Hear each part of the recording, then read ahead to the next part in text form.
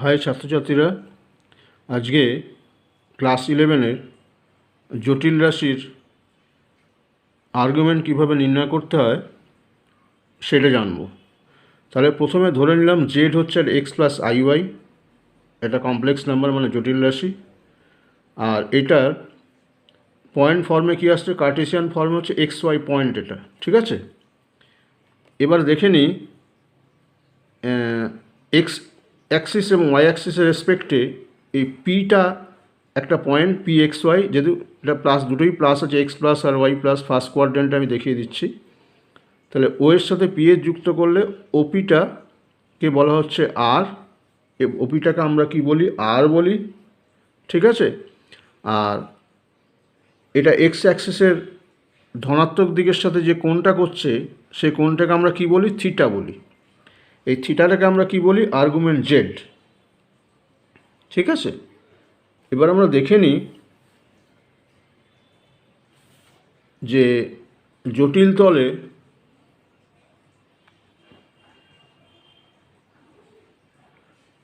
এই থিটাটার মান কী হয়। যদি ফার্স্ট কোয়াড্রেন্টে থাকে জটিল রাশিটা, তাহলে তার মানটা হয়ে যায় থিটা ইকুয়ালস টু আলফা।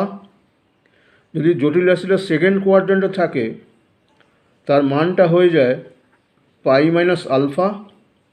যদি থার্ড কোয়াড্রেন্টে থাকে, তাহলে তার মানটা হয়ে যায় আলফা মাইনাস পাই।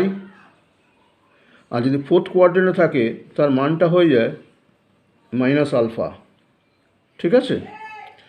তাহলে এখানে হচ্ছে দুটোই plus, x plus positive y positive, এদিকটা হচ্ছে এক্স নেগেটিভ ওয়াই পজিটিভ, এদিকটা হচ্ছে এক্স নেগেটিভ ওয়াই নেগেটিভ, এখানে হচ্ছে x positive Y negative.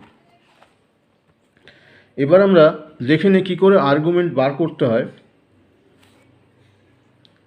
Z হচ্ছে, মনে করলাম, -1 মাইনাস √3i, এটা হচ্ছে জেড, মানে একটা জটিল রাশি।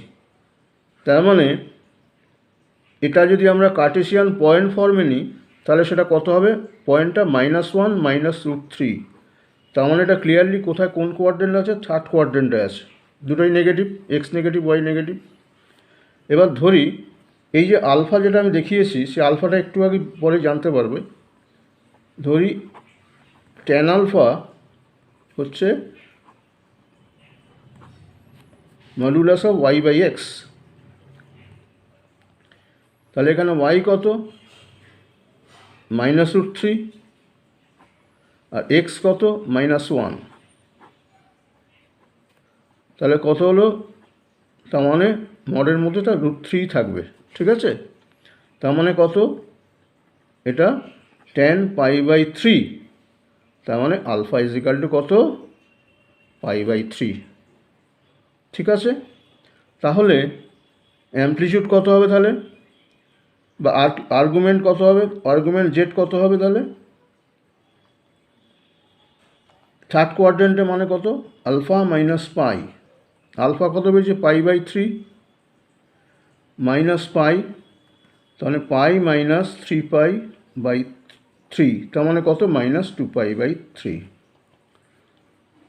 তাহলে বোঝা গেল যে কিভাবে আমরা আর্গুমেন্ট বা অ্যামপ্লিটিউড নির্ণয় করতে পারি।